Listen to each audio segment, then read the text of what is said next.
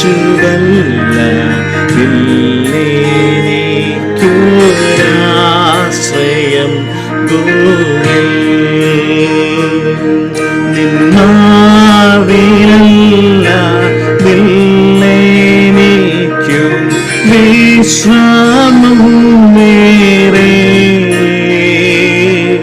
ഈ പാരിലും പരത്തിലും നിസ്തുല്യൻ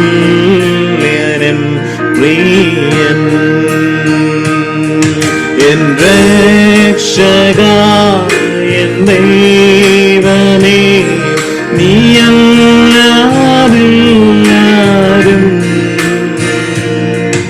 എന്നേശു മാത്രം മതിയെനിക്കേതുമേരത്തും എന്നേശു മാത്രം മതിയെനിക്കേതുമേരത്തും. Tonight, I praise the Lord for everyone who have joined in this Zoom meeting from all different parts of the world. ലോകത്തിന്റെ പല ഭാഗങ്ങളിൽ നിന്ന് ഇന്ന് രാത്രി ഈ Zoom മീറ്റിംഗിലേക്ക് കടന്നു വന്നിരിക്കുന്ന എല്ലാ പ്രിയപ്പെട്ടവർക്കും യേശു ക്രിസ്തുവിൽ ഒരിക്കൽ കൂടെ വന്ദനം ചൊല്ലുകയാണ്. Especially we have few pastors whom we and I belovedly love and respect in the Lord. കർത്താവിൽ വളരെയധികം സ്നേഹിക്കുകയും ബഹുമാനിക്കുകയും ചെയ്യുന്ന ശ്രേഷ്ഠന്മാരായ കർത്തൃദാസന്മാർ നമ്മുടെ മധ്യത്തിലുണ്ട്. അവരെല്ലാം ഓർത്ത് ഞാൻ കർത്താവിനെ സ്തുതിക്കുന്നു. Especially pastor John Thomas, also pastor Sunil Joseph, pastor John C Muttuvelil, കർത്താവിന്റെ ദാസൻ പ്രിയ സാറിനെ ഓർത്ത് കർത്താവിനെ സ്തുതിക്കുന്നു. Pastor Saji Varghese, pastor Umesh, and also Pastor Bijoy Chiramel. He is a long-time friend of mine. Glory to God. And I praise the Lord for all the dearly beloved pastors and everyone who are in this Zoom meeting. May the Lord bless you all. May the Lord talk to each one of us, all the people tonight from the depth of the word of the Lord. Hallelujah. ദൈവദിനത്തിന്റെ ആഴങ്ങളിൽ നിന്ന് ഇന്ന് രാത്രി ദൈവം നമ്മോട് ഹൃദ്യമായി സംസാരിക്കട്ടെ എന്ന് ആത്മാർത്ഥമായിട്ട് ഞാൻ പ്രാർത്ഥിക്കുന്നു. I will tonight meditate upon the Lord and continue this Bible study both in English as well as Malayalam, because we have pastors and people who joined in this meeting who cannot understand Malayalam but they can understand English and Hindi. North ഇന്ത്യയുടെ പല ഭാഗത്തു നിന്ന് ഇതിൽ join ചെയ്തിരിക്കുന്ന മലയാളം അറിയാത്ത കർത്തൃദാസന്മാരുണ്ട്. ഇവിടെ ഓസ്ട്രേലിയയിലുള്ള മലയാളികളല്ലാത്ത ഇംഗ്ലീഷുകാർ ഈ മീറ്റിംഗിൽ ജോയിൻ ചെയ്തിട്ടുണ്ട്. അവർക്ക് വേണ്ടിയൊക്കെ ഞാൻ ഇന്ന് കുറച്ച് ഭാഗം ഇംഗ്ലീഷിലും കുറച്ച് മലയാളത്തിലുമായിട്ട് സംസാരിക്കുവാനായിട്ടാണ് ആഗ്രഹിക്കുന്നത്. എന്നേക്കാൾ ദൈവദിനത്തിന്റെ ആഴമേറിയ ചിന്തകൾ, ആഴമേറിയ അറിവുകളുള്ള കർത്തൃദാസന്മാർ എൻ്റെ മുമ്പിലുണ്ട്. അവരെയൊക്കെയും ഞാൻ നന്ദിയോടെ ഓർക്കുകയും ബഹുമാനിക്കുകയും ചെയ്യും. Praise the Lord. ഇന്ന് 51ാമത്തെ എപ്പിസോഡിലേക്കാണ് നാം കടന്നു വന്നിരിക്കുന്നത്. Today we have come to the 51st episode of the study from the book of Ephesians. Hallelujah. And last 50 episodes, the God, mighty God has helped us to continue and complete. And today is the 51st episode. കഴിഞ്ഞ 50 എപ്പിസോഡുകൾ വളരെ അനുഗ്രഹിക്കപ്പെട്ട നിലയിൽ continue ചെയ്യുവാൻ കർത്താവ് നമ്മെ ഇടയാക്കി. ഈ രാത്രിയിൽ 51ാമത്തെ എപ്പിസോഡിലേക്ക് നാം കടന്നു വന്നിരിക്കുകയാണ്. നാം എന്ന് ഞാൻ ഓർപ്പിക്കുന്നത് പോലെ എഫേസ്യ ലേഖനം പല വിധത്തിൽ ആണ് ദൈവദാസന്മാർ കൈകാര്യം ചെയ്യുകയും പഠിപ്പിക്കുകയും ചെയ്യുന്നത്. എന്നാൽ നമ്മുടെ പഠനത്തിന് ആധാരമായി എഫേസ്യ ലേഖനത്തെ നാം 3ആയിട്ട് കാറ്റഗറൈസ് ചെയ്തിട്ട് ആണ് പഠിക്കുന്നത്. അത് 3 വാക്കുകളാണ്: വെൽത്ത്, വാക്ക് ആൻഡ് വാർഫെയർ. ദൈവത്തിൻ്റെ അനുഗ്രഹങ്ങൾ, ക്രിസ്തീയ ജീവിതം അല്ലെങ്കിൽ ക്രിസ്തീയ ജീവിതത്തിന്റെ നടപ്പ്, അതുപോലെ തന്നെ ക്രിസ്തീയ പോരാട്ടം. ഈ 3 വിഷയത്തെ ആസ്പദീകരിച്ചിട്ടാണ് ചിട്ടയായ നിലയിൽ നമ്മുടെ ബൈബിൾ സ്റ്റഡി നടന്നുകൊണ്ട് ഇരിക്കുന്നത്. Price the Lord. ഈ ബൈബിൾ സ്റ്റഡിയിൽ ദൈവത്തിന് സ്തോത്രം, നാം ഗ്ലോറി ടു ഗോഡ്. ഒരു സെക്കൻഡ്. ഓക്കെ, കഴിഞ്ഞ നാളുകളിലൊക്കെ 3-ാം അധ്യായം നമ്മൾ കംപ്ലീറ്റ് ചെയ്യുവാനിടയായി. ഇന്ന് 4-ാം അധ്യായം കഴിഞ്ഞ 2 ആഴ്ചകളായിട്ട് നാം പഠിക്കുകയാണ്. ഈ 4-ാം അധ്യായത്തിൽ നമ്മൾ കഴിഞ്ഞ ആഴ്ചകളിലൊക്കെ കൈകാര്യം ചെയ്ത വിഷയം യൂണിറ്റി ആൻഡ് മെച്യൂരിറ്റി എന്നുള്ള വിഷയമാണ്. The last 2 weeks we have been meditating upon the word of the Lord from the 4th chapter of Ephesians, whereupon we have been meditating 2 words which are unity and maturity. Unity and maturity. Glory to God. So it is very important to have unity in the church and behave maturely in the church by each member of the church. ദൈവസഭയിലെ ഓരോ ദൈവമക്കളും അവര് ആത്മീക ഐക്യതയിലും ആത്മീക പക്വതയിലും നടക്കണം, ജീവിക്കണം, പെരുമാറണം എന്നുള്ളത് ഈ അധ്യായം നമ്മെ പഠിപ്പിക്കുന്നുണ്ട്. In other words, we are meditating upon the phrase practical Christian life. പ്രായോഗികമായിരിക്കുന്ന ക്രിസ്തീയ ജീവിതം എന്നുള്ള വിഷയത്തെയാണ് ഈ അധ്യായത്തിന്റെ ഈ പ്രാരംഭ വാക്യങ്ങളിൽ നാം കാണുന്നത്. ദൈവത്തിന് സ്തോത്രം. സഭ എന്നത് ഞാൻ കഴിഞ്ഞ ആഴ്ചയിലും ഓർപ്പിച്ചു, ദൈവിക ദൃഷ്ടിയിൽ സഭ പൂർണ്ണമാണ്. ദൈവിക ദൃഷ്ടിയിൽ സഭ പൂർണ്ണമാണ്. കാരണം ദൈവം പൂർണ്ണനാണ്. Because God is a complete God, and in God's perspective, the church must also be a complete church. Because God is one, the church is also one. ദൈവം ഏകനായിരിക്കുന്നത് പോലെ ദൈവസഭയും ഏകമാണ്. Because God is holy, God wants, and in God's perspective, the church must also be holy. ദൈവം വിശുദ്ധനായിരിക്കുന്നത് പോലെ ദൈവസഭയും വിശുദ്ധമായിരിക്കണം എന്ന് ദൈവവും ആഗ്രഹിക്കുന്നു. ഒരു സഭ പൂർണ്ണമാകുന്നത് ഞാൻ കഴിഞ്ഞ ആഴ്ചയിലും പറഞ്ഞു, അവിടുത്തെ വലിയ വാട്ടേജ് ഉള്ള സൗണ്ട് സിസ്റ്റം കൊണ്ടല്ല, അവിടുത്തെ സഭാഹോളിന്റെ വലിപ്പവും സൗന്ദര്യവും കൊണ്ടൊന്നുമല്ല. സഭ പൂർണ്ണമാകുന്നത് 2-3 കാര്യങ്ങൾ നമ്മൾ പറഞ്ഞു. ഐക്യതയും അതുപോലെ തന്നെ പക്വതയും ദൈവസഭയിൽ പ്രാവർത്തികമാകുമ്പോൾ, ദൈവമക്കൾ സ്നേഹം നിറഞ്ഞവരായി ദൈവരാജ്യ വ്യാപ്തിക്കായി പെരുമാറുമ്പോൾ, പ്രവർത്തിക്കുമ്പോൾ, സുവിശേഷ പ്രവർത്തനങ്ങളിലൂടെ അനേകർ രക്ഷയുടെ അനുഭവത്തിലേക്ക് കടന്നു വന്ന് ദൈവസഭയുടെ അംഗങ്ങളായി തീരുമ്പോൾ, ദൈവവചനത്തിന് പ്രാധാന്യം കൊടുത്ത് ദൈവവചനത്തിന്റെ അടിസ്ഥാനത്തിലുള്ള ജീവിതം പണിയപ്പെടുമ്പോൾ, ഇവിടേക്കാണ് ദൈവസഭ പൂർണ്ണമാകുന്നത്. അത് ആളുകളുടെ വലിപ്പമല്ല, ആളുകളുടെ വലിപ്പമല്ല. Praise the Lord. So the church is complete not because of the building. The church is complete not because of the sound system in there. The church is complete not because of the money or the finance in the bank account. The church is not also complete because it has got thousands and 2,000s of people in the church. The church is complete where the people, whether 2 or 3 are gathered, they come in one accord, in unity, in oneness, and also in the church they behave maturely. Praise God. What is unity or oneness in the church? In this verse number 2 of chapter number 4, Paul is asking every believer to make every effort to keep the unity of the Spirit through the bond of peace. 4-ാം അധ്യായത്തിന്റെ 2-ാമത്തെ വാക്യത്തിൽ പൗലോസ് ഊന്നി പറയുന്നത് ആത്മാവിന്റെ ഐക്യത സമാധാന ബന്ധത്തിൽ കാക്കുവാനാണ്. നമുക്കറിയാം, അപ്പോസ്തല പ്രവൃത്തിയിൽ ആദിമസഭയിൽ കടന്നുവന്ന ദൈവമക്കളെ കുറിച്ച് എഴുതിയിരിക്കുന്ന 4-ാം അധ്യായം 32-ാമത്തെ വാക്യം എന്താണ് പറയുന്നത്?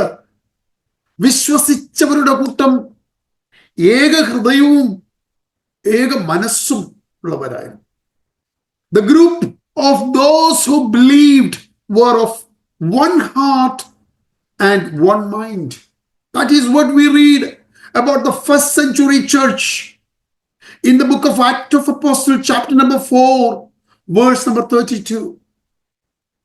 So, the unity is the unity of the Spirit, which has to be kept in the bond of peace. ഈ ഐക്യത എന്ന് പറയുന്നത് ആത്മാവിന്റെ ഐക്യതയാണ്. ഈ ആത്മാവിന്റെ ഐക്യത കാത്തു സൂക്ഷിക്കേണ്ടത് സമാധാന ബന്ധത്തിലാണ്. Praise God. So we have to maintain the unity with the fellow believers in the church, and you have to believe, you have to maintain the unity with God as well, which is called koinonia, the fellowship. There is no koinonia, there is no fellowship unless we have the unity. ഒരു കൂട്ടായ്മയ്ക്ക് പോകുന്നതല്ല, ഒരു മീറ്റിങ്ങിന് പോകുന്ന നമ്മൾ കൂട്ടായ്മ മീറ്റിങ്ങിന് പോകുന്നതല്ല കൂട്ടായ്മ എന്ന് പറയും. ഏതെങ്കിലും ഒരു വീട്ടിൽ ബുധനാഴ്ചയോ ചൊവ്വാഴ്ചയോ വ്യാഴാഴ്ചയോ സംഘടിപ്പിക്കുന്ന ഒരു വീട്ടു പ്രാർത്ഥനയെ നമ്മൾ കൂട്ടായ്മ എന്ന് വിളിക്കാറുണ്ട്. അവിടെ പോയി എന്തെങ്കിലും 1.5 മണിക്കൂറത്തെ സമയം കഴിഞ്ഞിട്ട് വന്നിട്ട് പോരുന്നതല്ല കൂട്ടായ്മ. കൂട്ടായ്മ is a fellowship with unity. Glory to God.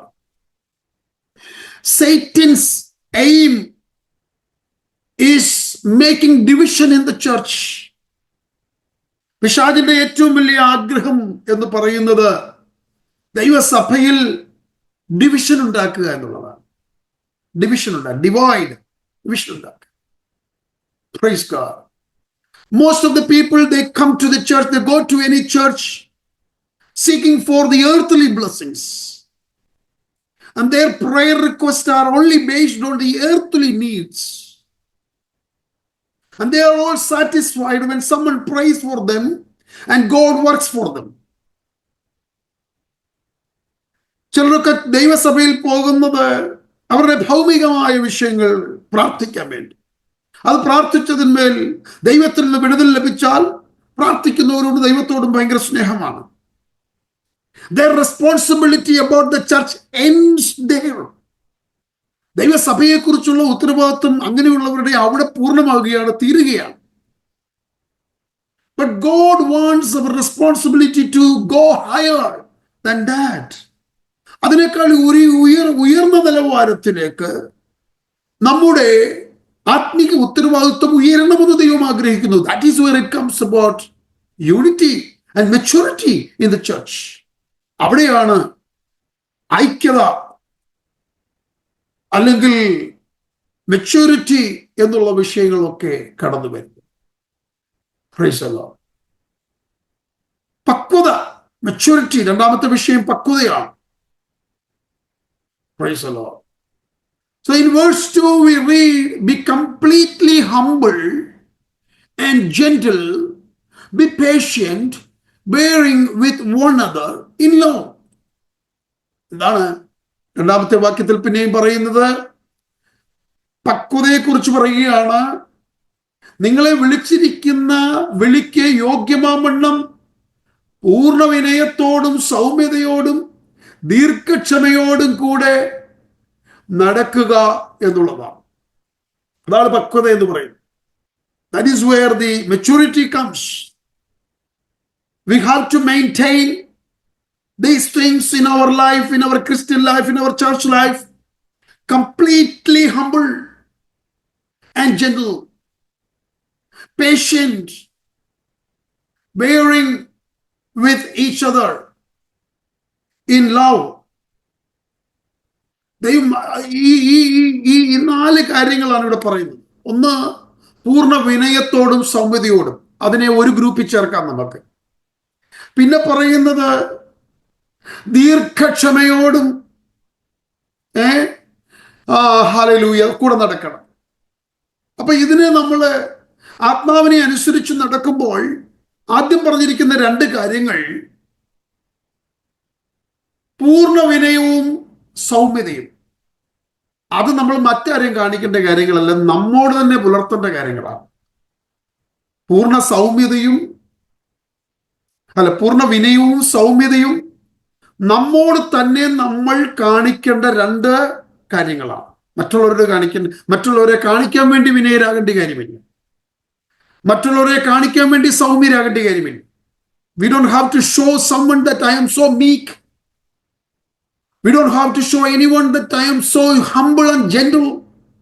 These two things, humble and gentle, those are the two characters we have to maintain within us, and that is for us. Hallelujah. Praise God. തന്നോട് തന്നെയുള്ള ശരിയായ മനോഭാവമാണ് the right attitude towards oneself, are the completely humble and gentle. വിനയം, സൗമ്യത നമ്മളോട് തന്നെയുള്ള മനോഭാവങ്ങളാണ്. അഹങ്കാരത്തിന് നേരെ വിപരീത പദമാണ് വിനയം എന്ന് പറയുന്നത്. അഹങ്കാരം, നിഗളം, അതിന് വിപരീത പദമാണ് സൗമ്യത എന്ന് പറയുന്നത്. ഈ അഹങ്കാരികളോട് ദൈവം എന്ത് ചെയ്യുന്നു? എതിർത്തു നിൽക്കുന്നു. നിഗളികളോട് ദൈവം എതിർത്തു നിൽക്കുന്നു. താഴ്മയുള്ളവർക്കോ അവൻ കൃപ നൽകുന്നു എന്ന് നമ്മൾ പഠിക്കുന്നു. ഫിലിപ്പി ലേഖനത്തിൽ പറയുന്നത്, ശാഠ്യത്താലോ ദുരഭിമാനത്താലോ ഒന്നും ചെയ്യാതെ താഴ്മയോടെ ഓരോരുത്തൻ മറ്റുള്ളവരെ തന്നെക്കാൾ ശ്രേഷ്ഠൻ എന്ന് എണ്ണിക്കൊള്ളുന്നു. ഇനി മറ്റുള്ളവരുടെ മനോഭാവം, ആദ്യം നമ്മളുള്ള മനോഭാവം നമ്മൾ പറഞ്ഞു, പൂർണ്ണ വിനയത്തോടും സൗമ്യതയോടും നമ്മോടുള്ള മനോഭാവമാണ്. മറ്റുള്ളവരുടെ മനോഭാവം ദീർഘക്ഷമയോടുകൂടെ നടക്കുക, അന്യോന്യം പൊറുക്കുക, സ്നേഹത്തിൽ അന്യോന്യം പൊറുക്കുക. What is ദീർഘക്ഷമ? ദീർഘക്ഷമ is a forgiveness, long suffering. We have to maintain these two attitudes with others in the church, which are the forgiveness and perseverance, long sufferings and perseverance. Glory to God. How can we maintain the perseverance? എങ്ങനെയാണ് സഹിഷ്ണുത നമുക്ക് കാണിക്കാൻ കഴിയുന്നത്? പെട്ടെന്ന് ഉത്തരം പറയാതെ break പിടിക്കുക, അതാണ് സഹിഷ്ണുതയുടെ ഒരളവെന്ന് പറയുന്നത്. ഉത്തരം പറയാനൊക്കെ നമുക്കറിയാം, മറു ഉത്തരം പറയാനും അറിയാം, മറു ചോദ്യം ചോദിക്കാനും അറിയാം. പക്ഷെങ്കിൽ നമ്മൾ ബ്രേക്ക് പിടിക്കുക, മിണ്ടാതിരിക്കുക. ഒന്നും അറിയാൻ വയ്യാഞ്ഞിട്ടല്ല, എല്ലാം അറിയാം. പക്ഷെങ്കിൽ ദൈവസ്നേഹത്തിൽ ഐക്യത കാത്തു സൂക്ഷിക്കേണ്ടതിനും ക്രിസ്തീയ പക്വതയിലേക്ക് വളരപ്പെടണമെന്നുള്ള ആഗ്രഹമുള്ളത് കൊണ്ടും ദൈവസഭ എന്ന് പറയുന്നതായ വലിയ പിക്ചർ നമ്മുടെ മൈൻഡിലുള്ളത് കൊണ്ടും ദൈവത്തെ ഭയപ്പെടുന്നത് കൊണ്ടും നാം പല കാര്യങ്ങൾക്കും എന്ത് ചെയ്യാണ്? പെർസിവറൻസ് ഉള്ളവരായി തീരുകയാണ്, സഹിഷ്ണുതയുള്ളവരായി തീരുക. When we look at the church as a big picture, when we see the head of the church, Christ, bigger and greater than anything else, we will maintain perseverance and long sufferings and forgiveness as qualities in our life. Glory to God. Hallelujah. എഫെസ്യ ലേഖനത്തെ കുറിച്ച് മാത്രമല്ല, മറ്റുള്ള അനേകം ദൈവവചനത്തിലെ ബുക്കുകളെ കുറിച്ച് ഒത്തിരി പ്രസംഗങ്ങൾ ചെയ്ത ഒരു Chinese pastor ഉണ്ടായിരുന്നു. 20ാം നൂറ്റാണ്ടിൽ ജീവിച്ചിരുന്ന ഒരു ചൈനീസ് പാസ്റ്റർ. അദ്ദേഹത്തിന്റെ പേര് വാച്ച്മാൻ നീ എന്നാണ്. വാച്ച്മാൻ നീ. And there are few beautiful quotes by Watchman Nee, one of the famous Chinese pastor who lived in the 20th century. And he made these quotes.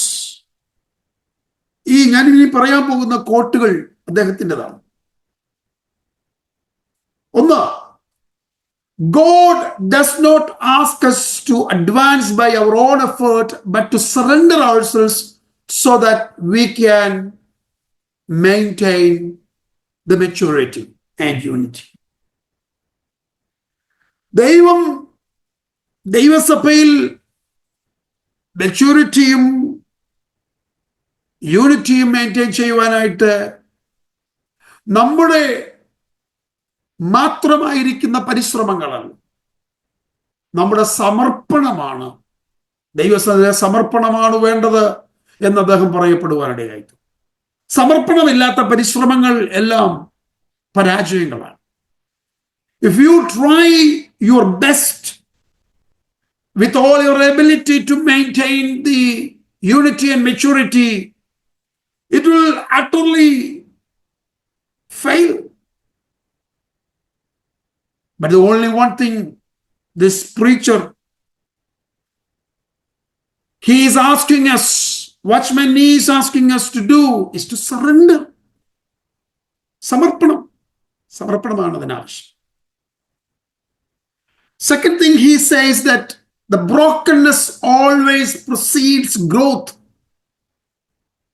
He who refuses the cross stagnates spirituality. രണ്ടാമത്തെ കാര്യം അദ്ദേഹം പറഞ്ഞത്, brokenness always precedes growth. തകരുന്ന ഹൃദയം ഉണ്ടെങ്കിൽ വളർച്ചയുടെ ഘട്ടങ്ങളാണ് മുമ്പിലുള്ളത്. എവിടെ തകരുന്ന ഹൃദയമുണ്ടോ അവിടെ വളർച്ച ഉണ്ടാകും. അതുപോലെ തന്നെ അദ്ദേഹം പറഞ്ഞു, കുരൂശിനെ വേണ്ട എന്ന് വെക്കുന്ന ഒരു വ്യക്തിയുടെ ആത്മീക ജീവിതം വളർച്ചാ ഘട്ടത്തിലേക്ക് നീങ്ങുകയില്ല. Wherever we refuse the cross, you are stagnating the spirituality. മൂന്നാമത്തെ കാര്യം അദ്ദേഹം പറയുന്നത് വളരെ വാല്യുബിൾ ലെസൺ ആണ്. Without dying to self, there is no true transformation. താൻ തന്നെ മരിക്കുന്നില്ലെങ്കിൽ ഒരു ട്രാൻസ്ഫോർമേഷൻ അല്ലെങ്കിൽ ഒരു രൂപാന്തരം നടക്കുകയില്ല എന്നാണ് അദ്ദേഹം പറഞ്ഞത്. അടുത്ത കാര്യം അദ്ദേഹം പറഞ്ഞത്, the spiritual man never seek to appear spiritual. It is in his humility that he grows without even noticing it. ഒരു ആത്മീകൻ ഒരിക്കലും ആത്മീകനെന്ന് കാണിക്കാനായിട്ട് ഒരിക്കലും ആഗ്രഹിക്കത്തില്ല. താൻ ആത്മീകനാണെന്ന് കാണിക്കാൻ ഒരു ആത്മീകൻ ഒരിക്കലും ആഗ്രഹിക്കത്തില്ല. പക്ഷെങ്കിൽ അവന്റെ വിനയപൂർവമായിട്ടുള്ള ജീവിത നടപ്പിലൂടെ ഒരിക്കലും ആർക്കും കണ്ടുപിടിക്കാൻ കഴിഞ്ഞില്ലെങ്കിലും ഒരാത്മീകൻ ആത്മീകമായി വളർച്ച പ്രാപിക്കുവാനായിട്ട് ഇടയാണ്. Praise the lord. Hallelujah. So ഒരുപാട് കൊട്ടേഷൻസ് അദ്ദേഹം പറഞ്ഞിരിക്കുന്ന കൊട്ടേഷൻസ് എനിക്ക് വായിക്കുവാനും പഠിക്കുവാനും കഴിഞ്ഞിട്ടുണ്ട്. വാച്ച്മാൻ നീ എന്ന് പറയുന്ന ആ വിലയേറിയ കർത്തൃദാസന്റെ എഫെസ് ലേഖനത്തെ കുറിച്ച് വളരെ വിലപ്പെട്ട ഒത്തിരി ഏതാണ്ട് 58 ചാപ്റ്ററുകളുള്ള വലിയൊരു ബുക്ക് അദ്ദേഹം എഴുതിയിട്ടുണ്ട്. ഞാനത് പഠിച്ചുകൊണ്ടിരിക്കുകയാണ്. സോ നമ്മുടെ ഐക്യതയുടെ ബേസ് എന്താണ്? What is the base of our unity or oneness? Verse number 4 to 6. Verse number 4 to 6 from chapter number 4. 4-ാം അധ്യായത്തിന്റെ 4 മുതൽ 6 വരെയുള്ള വാക്യങ്ങളിൽ നമ്മുടെ ഐക്യതയുടെ ബേസ് എന്താണ്, അടിസ്ഥാനം എന്താണ് എന്ന് നമുക്ക് കാണുവാനായിട്ട് കഴിയുന്നു. ഇതെങ്ങനെയാണ് മലയാളത്തില്? നിങ്ങളെ വിളിച്ചപ്പോൾ ഏക പ്രത്യാശയ്ക്കായി നിങ്ങളെ വിളിച്ചതുപോലെ ശരീരമൊന്ന്, ആത്മാവൊന്ന്, കർത്താവൊരുവൻ, വിശ്വാസമൊന്ന്, സ്നാനമൊന്ന്, എല്ലാവർക്കും മീതെയുള്ളവനും എല്ലാവരിലും കൂടി വ്യാപരിക്കുന്നവനും എല്ലാവരിലും ഇരിക്കുന്നവനുമായി എല്ലാവർക്കും ദൈവവും പിതാവുമായവൻ ഒരുവൻ. Praise God. There are 7 things Paul is mentioning here in verse number 4 to 6. And he says, always says one. What are the ones he is mentioning? He is mentioning one body, one spirit, one hope, one Lord, one faith, one baptism, and one God and Father. 7 things. These 7 things we can categorize into 3 categories. 3 നിലവാരത്തിൽ, 3 വിധത്തിൽ ഈ 7 കാര്യങ്ങളെ നമ്മളൊന്ന് സബ്ഡിവൈഡ് ചെയ്ത് കഴിഞ്ഞാൽ, ആദ്യത്തെ 3 കാര്യങ്ങൾ, one body, one spirit, one hope. Praise God. അതിനെ ഒരു ഗ്രൂപ്പായിട്ട് ചേർത്ത് കഴിഞ്ഞാൽ, and this is actually concerning us. നമ്മിൽ ഉണ്ടാകേണ്ട കാര്യങ്ങളാണ്, നമ്മെ സംബന്ധിക്കുന്ന കാര്യങ്ങളാണ് ഈ 3 കാര്യങ്ങൾ. Praise God. നാം അറിഞ്ഞിരിക്കേണ്ട കാര്യങ്ങളാണ് ഈ 3 കാര്യം. Praise God. നമ്മിൽ നിന്ന് പ്രതിധ്വനിക്കേണ്ട കാര്യങ്ങളാണ്. നമുക്ക് ഒരു സ്പിരിറ്റ്, ഏക ആത്മാവെന്നുള്ള ചിന്ത നമ്മിലുണ്ടാകുകയാണ്. ഏക ശരീരം എന്നുള്ള ചിന്ത നമ്മിലുണ്ടാകുകയാണ്. കടന്നു വരുന്നവർക്കെല്ലാം ദൈവസഭയിൽ ഒരേ പ്രത്യാശ എന്നുള്ള കാര്യം നമുക്കുണ്ടാകുകയാണ്. അടുത്ത 2ാമത്തെ കാറ്റഗറിയിൽ വരുന്നതായ 3 കാര്യങ്ങളാണ് one Lord, one faith, one baptism. This is something God gives us. ദൈവത്തിൽ നിന്ന്, ദൈവത്താൽ ലഭിക്കുന്നതാണ് ഇതൊക്കെ. ദൈവം നമുക്ക് നൽകിയതാണ് സ്നാനം എന്ന് പറയുന്ന കൽപ്പന. ദൈവം നമുക്ക് അളവില്ലാതെ നൽകുന്നതാണ് വിശ്വാസം എന്ന് പറയുന്നത്. ഹല്ലേലൂയ. പിതാവായ ദൈവം നമുക്ക് വേണ്ടി ഒരുക്കി ഈ ഭൂമിയിലേക്ക് അയച്ച യേശുക്രിസ്തുവാണ് നമ്മുടെ കർത്താവ്. 3ാമത്തെ കാറ്റഗറിയിൽ കടന്നു വരുന്നതാണ് one God and one Father of all. Praise God. So we share in common in all the above things. ഈ പറഞ്ഞിരിക്കുന്ന 7 കാര്യങ്ങളും നമ്മൾ പൊതുവിൽ ഷെയർ ചെയ്യുന്ന കാര്യങ്ങളാണ്. In Jesus we share the body, one spirit, one hope, the hope of our calling, one Lord, one faith, one baptism, and one Father. All these things we share with others in Jesus. Hallelujah. So when we look at these 7 things, Paul always says one. 7 times he says one. Because these 7 things are greater than any other things when it comes to spiritual life and church life.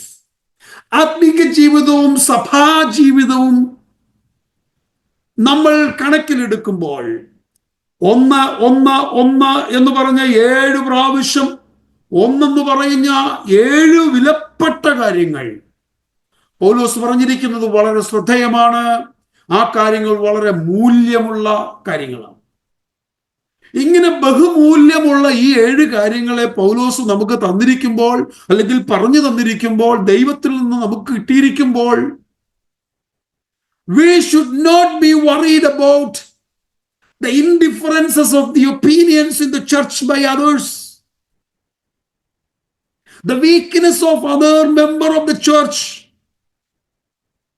ഇത്രയും വിലപ്പെട്ട 7 കാര്യങ്ങളെ ദൈവം നമുക്ക് നൽകി തന്നിരിക്കുന്നു എന്ന് പൗലോസ് നമുക്ക് വ്യാഖ്യാനിച്ചു തന്നിരിക്കുമ്പോൾ, ഒരുത്തൻ പറയുന്ന ഒരു അഭിപ്രായം മോശമായി പോയെങ്കിൽ അതിനെ വിമർശിക്കുന്നതല്ല ഈ 7 കാര്യങ്ങളുടെ മുമ്പിൽ വിലയേറിയ കാര്യം.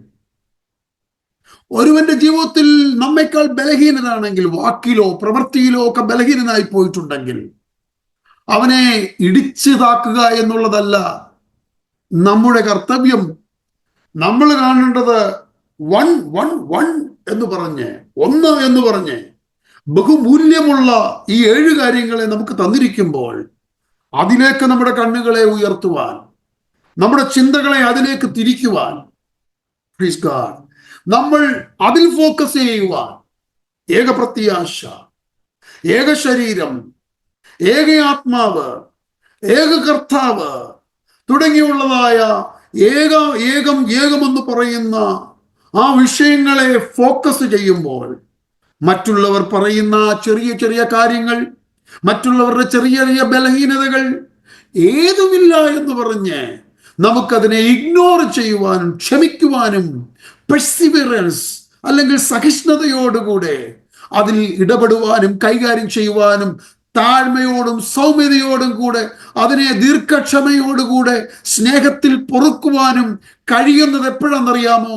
ബഹുമൂല്യതയുള്ള ഈ 7 കാര്യങ്ങളെ പറ്റി നാം അറിവുള്ളവരും ചിന്തിക്കുന്നവരും നമ്മുടെ ദൃഷ്ടി പതിച്ചവരുമായി തീരുമ്പോഴാണ്. Glory to God. All these 7 things which Paul says, 1, 1, 1, 1, 1, 1, they are the most valuable and greater things than any personal indifferences in the church.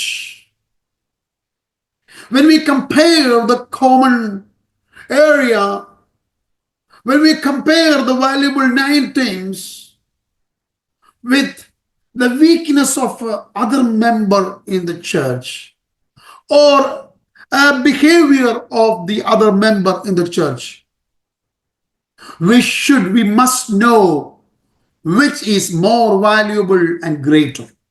ഏതാണ് വിലയേറിയതെന്നും ഏതാണ് മൂല്യതയുള്ളതെന്നും നമ്മൾ മനസ്സിലാക്കുവാൻ കഴിഞ്ഞാൽ നമ്മൾ ആത്മീയ പക്വതയുള്ളവരാണ്, നമ്മൾ ഐക്യത മനോഭാവമുള്ളവരാണ്. Hallelujah. He says one Lord. Why one Lord? Because he purchased us at such a great cost by the one Lord, Jesus Christ. Hallelujah. യേശുക്രിസ്തു എന്ന ഏകനാൽ, യേശുക്രിസ്തുവിന്റെ ഹല്ലേലൂയ ഏകത്വമുള്ള ഏക ശരീരത്താൽ ആണ് നമ്മെ വിലയ്ക്ക് വാങ്ങിയത്. One baptism. Paul is speaking here about the baptism in water, which is a visible token of God's common work in every believer. And that is the basis of the unity as well. ഐക്യതയുടെ വണ്ണസിന്റെ ഒരു basis ആണ് ഒരു സ്നാനം എന്ന് പറയുന്നത്. കർത്താവ് യേശു ക്രിസ്തു കൽപ്പിച്ച ദൈവസഭയുടെ ആധാരമായിരിക്കുന്ന മുഴുകൽ സ്നാനം, വിശ്വാസ സ്നാനം എന്ന് പറയും. ഇന്ന് രാത്രി ആരെങ്കിലും ആ വിശ്വാസ സ്നാനം ഏൽക്കാത്തവരായി എന്റെ ഈ മെസ്സേജ് കേൾക്കുന്നുണ്ടെങ്കിൽ ഞാൻ നിങ്ങളെ ആഹ്വാനം ചെയ്യുന്നു. ദൈവവചനം പറയുന്നു, സ്നാനം 1, യേശുക്രിസ്തു കൽപ്പിച്ച ആ സ്നാനം 1 പൗലോസ് പിന്നെയും ഇവിടെ അടിവരയിട്ട് രേഖപ്പെടുത്തുകയാണ്. Glory to God. What is baptism? എന്താണ് ബാപ്റ്റിസം? നമ്മുടെ അകത്ത് നടന്ന ദൈവത്തിന്റെ ക്രിയ, നാം രക്ഷിക്കപ്പെട്ടു എന്നുള്ള ഉറപ്പിന്റെ പ്രത്യക്ഷമായ അടയാളമാണ് ദൈവത്തിന്റെ കൽപ്പനകളെ അനുസരിക്കുക എന്നുള്ള സ്നാനം എന്ന് പറയും. Praise the Lord. So when Paul is writing about one's baptism, in his mind there are 2 different kinds of people. One is Gentile people, the other one is Jewish people. And he is telling them there is only one baptism, whether you are a Gentile, whether you are a Jewish. നിങ്ങൾ യഹൂദനാണെങ്കിലും നിങ്ങൾ ജാതിയിൽ നിന്ന് കടന്നു വന്നവരാണെങ്കിലും സ്നാനം 1, ഒറ്റ സ്നാനമേ ഉള്ളൂ എന്ന് പൗലോസ് അസന്നിഗ്ധമായിട്ട് ഈ എഫെസോസിലുള്ള വിശുദ്ധന്മാരോട് പഠിപ്പിക്കുകയാണ്, പറയുക. Church is a body, and here it says one body. It's a body of people. Church is a body of people. Men, women, children, സഹോദരന്മാർ, സഹോദരിമാർ, കുഞ്ഞുങ്ങൾ എല്ലാവരും ചേർന്ന ഒരു ശരീരം, ഏക ശരീരമാണ് ദൈവസഭ എന്ന് പറയും.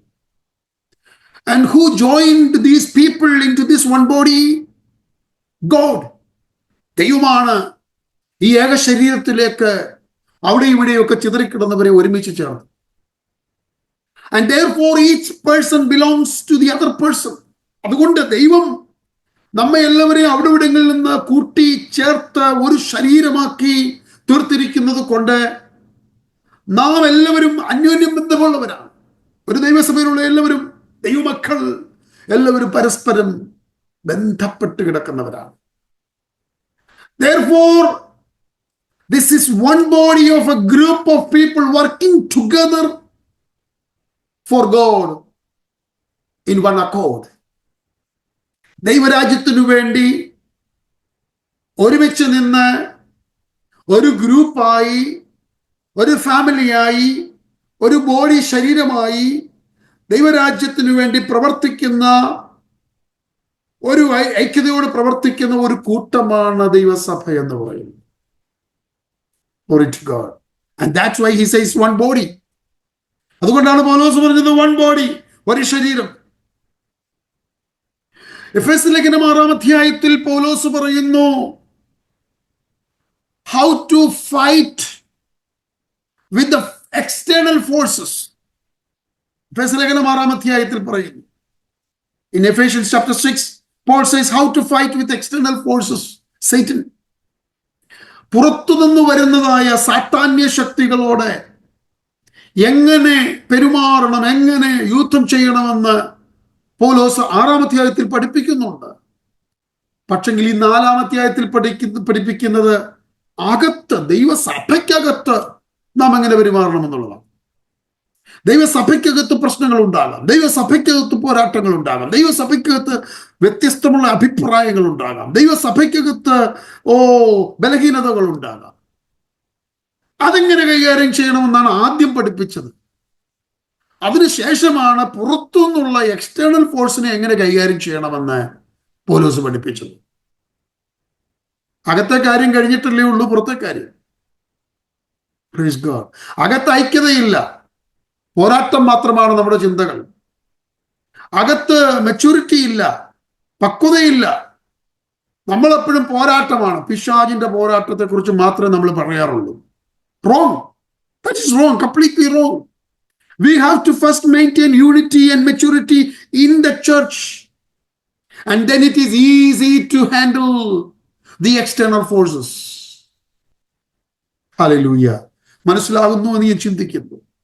നമ്മുടെ ദൈവസഭകളിൽ ഐക്യതയും പക്വതയും നിലനിൽക്കുമ്പോൾ 6-ാം അധ്യായത്തിലെ പുറത്തു നിന്നുള്ള യുദ്ധത്തിന് നമ്മൾ സജ്ജരായി കഴിഞ്ഞു. You don't have to do much when it comes to chapter 6. If you're already ready in chapter 4. Thank you, Pastor. Thank you. God bless you. Hallelujah. So, what we said is തന്നോട് തന്നെയുള്ള മനോഭാവം, the right attitude to oneself. And that is a complete humble and gentle. പൂർണ്ണ വിനയവും സൗമ്യതയും. മറ്റുള്ളവരോടുള്ള ശരിയായ മനോഭാവം, the right attitude with others. That is forgiveness and long suffering. ദീർഘക്ഷമയും സഹിഷ്ണുതയും. ഇനി പറയുന്ന കാര്യങ്ങൾ അടുത്ത 8 മിനിറ്റ് വളരെ ശ്രദ്ധയോടെ കേൾക്കണം. വളരെ ശ്രദ്ധയോടെ കേൾക്കണം. ദൈവവചനത്തിന്റെ 1-ാമത്തെ പുസ്തകമായിരിക്കുന്ന ഉൽപ്പത്തി പുസ്തകം നമുക്ക് എല്ലാവർക്കും അറിയാവുന്ന പുസ്തകം. അതിനകത്ത് ദൈവം മനുഷ്യനെയും സ്ത്രീയെയും സൃഷ്ടിച്ചു, തോട്ടത്തിലാക്കി.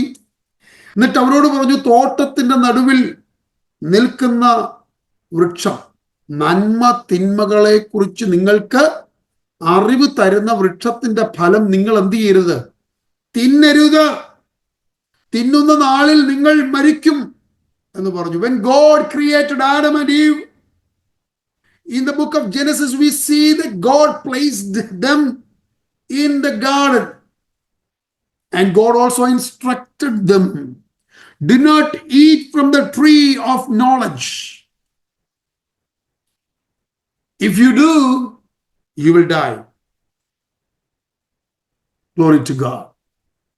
But what Satan did? Satan exactly took them to that tree of knowledge. And he made them, both of them, eat the fruit of that tree of knowledge. എന്താണ് പിശാച് ചെയ്തത്? എക്സാക്ട്ലി ആ മരത്തിന്റെ തന്നെ ചുവട്ടിൽ അവരെ കൊണ്ടുവന്നു. ഏത് മരത്തിന്റെ? നന്മ തിന്മകളെ കുറിച്ചുള്ള അറിവിന്റെ വൃക്ഷത്തിന്റെ ആ ചുവട്ടിൽ തന്നെ കൊണ്ടുവന്നു. അവിടെ തന്നെ കൊണ്ടുവന്നു. ആ വൃക്ഷഫലം തന്നെ അവരെ കൊണ്ട് കഴിപ്പിച്ചു. ഹല്ലേലൂയ. അപ്പൊ അറിവിന്റെ വൃക്ഷം, ഈ വൃക്ഷം വലിയ വിപത്തുണ്ടാക്കുന്ന ഒരു വൃക്ഷമാണ്. അറിവിന്റെ വൃക്ഷം. ദൈവസഭ എന്ന് തുടങ്ങിയോ, 2025 വർഷങ്ങൾക്ക് മുമ്പ് ദൈവസഭ തുടങ്ങിയപ്പോഴും ഈ വൃക്ഷം കൊണ്ട് പിശാച് അകത്ത് കൊണ്ടുവന്നു. അതിനാണ്, അറിവിന്റെ വൃക്ഷത്തിനാണ് പറയുന്നത് നോസ്റ്റിസിസം എന്ന് പറയുന്നത്, അല്ലെങ്കിൽ ജ്ഞാനവാദം. അറിവ്, ജ്ഞാനവാദം എന്ന് പറയുന്ന, നോസ്റ്റിസിസം എന്ന് പറയുന്ന അറിവിന്റെ വൃക്ഷം കൊണ്ട് പിശാച് ദൈവസഭയ്ക്കകത്ത് കയറി വന്നു. ആത്മീക പക്വതയെക്കുറിച്ച് ചിന്തിച്ചുകൊണ്ടിരുന്ന ദൈവമക്കൾ, ആത്മീക ഫലത്തെക്കുറിച്ച് ചിന്തിച്ചുകൊണ്ടിരുന്ന ദൈവമക്കൾ, അവരുടെ കാഴ്ചപ്പാടുകൾ മാറി, അറിവിലേക്ക് മാറി. അറിവിന്റെ വൃക്ഷത്തിന്റെ ഫലം പറിക്കുവാൻ തുടങ്ങി. അറിവിന്റെ വൃക്ഷത്തിന്റെ ഫലം സാത്താൻ കൊണ്ട് കൊടുത്തു ദൈവസഭയ്ക്കകത്ത്. എന്ത് സംഭവിച്ചു? അനേകർ അറിവിന്റെ പുറകെ പോയി. ഇന്നും നാം മനസ്സിലാക്കണം, ആത്മികമായി ഗ്രഹിക്കാൻ കഴിയാതെ കേൾക്കുന്ന വചനങ്ങൾ, വായിക്കുന്ന വചനങ്ങൾ, ചിന്തകൾ, ആത്മീകൻ സകലത്തെയും വിവേചിക്കുന്നു, അന്ന് ആരാലും വിവേചിക്കപ്പെടുന്നില്ല. ആത്മീകമായി വിവേചിക്കാൻ കഴിയാതെ അറിവിന്റെ ഫലം കഴിച്ചുകൊണ്ട്, ബുദ്ധിയിൽ വിവേചിച്ചുകൊണ്ട് ജനം ഇരിക്കുന്ന ഒരു കാലഘട്ടത്തിലാണ് നാം കടന്നു വന്നിരിക്കുന്നത്. പിശാച് ഇന്നും ഓരോ വ്യക്തികളിലും പകർന്നു കൊടുത്തുകൊണ്ടിരിക്കുന്നത് അറിവിന്റെ വൃക്ഷമാണ്. അറിവിന്റെ വൃക്ഷം എന്ന് പറയുന്ന ഒരു മഹാവിപത്ത് ദൈവസഭയെ ഗ്രസിച്ചിരിക്കുകയാണ്. ആദിമ പുസ്തകത്തിൽ ഏദനിൽ പിശാച് നടത്തിയ അതേ തന്ത്രം തന്നെ ദൈവസഭയ്ക്കകത്ത് പിശാച് കൊണ്ട് വിതയ്ക്കുകയാണ്. അറിവിന്റെ വൃക്ഷം, അറിവിന്റെ ഫലം. അതുകൊണ്ട് ആത്മീകമായി ഗ്രഹിക്കാൻ കഴിയുന്നില്ല, എല്ലാം അറിവാണ്. നമ്മളൊന്ന് ചിന്തിച്ചു നോക്കിയേ, ദൈവവചനത്തിൽ തന്നെ, ദൈവശാസ്ത്രത്തിൽ തന്നെ ഒത്തിരി ഡിഗ്രികൾ എടുത്തവരുടെ പ്രസംഗങ്ങളും എഴുത്തുകളും ഒക്കെ കാണുമ്പോൾ പലതും ദൈവമുണ്ടോ എന്ന് തന്നെ നമ്മൾ ചിന്തിച്ചു പോകും. ദൈവമുണ്ടോ എന്ന് തന്നെ ചിന്തിച്ചു പോകും. കാരണം എന്താണ്? അറിവിന്റെ വൃക്ഷമാണ്. അറിവിന്റെ വൃക്ഷം പിശാച് കൊണ്ട് കൊടുത്തിരിക്കുകയാണ്. ആത്മീകമായിട്ട് വിവേചിക്കാൻ കഴിയുന്നില്ല, ആത്മീകമായി ഗ്രഹിക്കാൻ കഴിയുന്നില്ല, ആത്മീകമായി അതിനകത്തൊരു സന്തോഷം പകരപ്പെടാൻ കഴിയുന്നില്ല. അറിവിന്റെ വൃക്ഷം ഒരു വലിയ വിപത്തായി ഇന്നും തുടർന്നുകൊണ്ടിരിക്കുകയാണ്. അത് ദൈവസഭയെ ഗ്രസിച്ച് മുടിച്ചുകൊണ്ടിരിക്കുകയാണ്. The tree of knowledge which Satan tried and tested in the book of Genesis, and because of that Adam and Eve failed to keep the commandments of God. We know that the same tackle, the same weapon of the tree of knowledge Satan is using in the church for the last 2025 years. People want knowledge, not spiritual manna. Glory to God. And in the early church, Paul was actually talking against and speaking and writing against Gnosticism. ജ്ഞാനവാദത്തിനെതിരായി പൗലോസ് തർജ്ജനം ചെയ്ത് എഴുതുന്നതായിട്ട് നമുക്ക് പഠിക്കുവാനായിട്ട് കഴിയുന്നുണ്ട്. The Epistle of Colossians, കൊലോസ്യ ലേഖനം. The Epistle of Colossians was actually written to deal with the corruption by the knowledge or Gnosticism. കൊലോസ്യ ലേഖനം എഴുതിയത് തന്നെ ജ്ഞാനവാദത്തിനെതിരായി കർക്കശമായ നിലപാടെടുത്തുകൊണ്ടാണ് പൗലോസ് എഴുതുവാനായിടയായി തീർന്നു. ക്രിസ്തു തല എന്ന ആശയം മുന്നിൽ കൊണ്ടുവന്നു.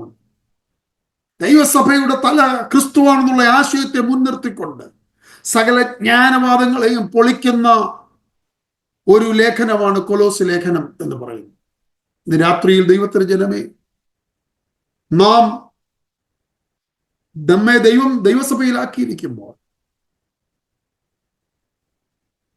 അറിവിന്റെ വൃക്ഷം പലപ്പോഴും പിശാചു കൊണ്ടുതരും. പക്ഷെങ്കിൽ അതിനും നല്ല ഭക്ഷിക്കേണ്ടത് നിത്യജീവന്റെ വൃക്ഷം. അതാണ് ദൈവസഭ നമുക്ക് വേണ്ടി ഒരുക്കുന്നത്. നിത്യജീവന്റെ വൃക്ഷമാണ്, അതിലെ കനികളാണ്, അതിലെ ഫലങ്ങളാണ് നാം ഭക്ഷിക്കേണ്ടത്, അറിവിന്റെ വൃക്ഷമല്ല. പൗലോസ് പറയുന്നു, അറിവ് ചീർക്കുന്നു.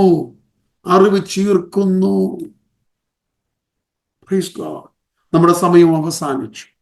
തുടർന്നുള്ളതായ ആഴ്ചകളിൽ ഈ വിഷയത്തെക്കുറിച്ച് പിന്നെയും നമുക്ക് കുറച്ചുകൂടെ ആഴത്തിൽ പഠിക്കുവാൻ ദൈവമിടയാക്കി തീർക്കട്ടെ.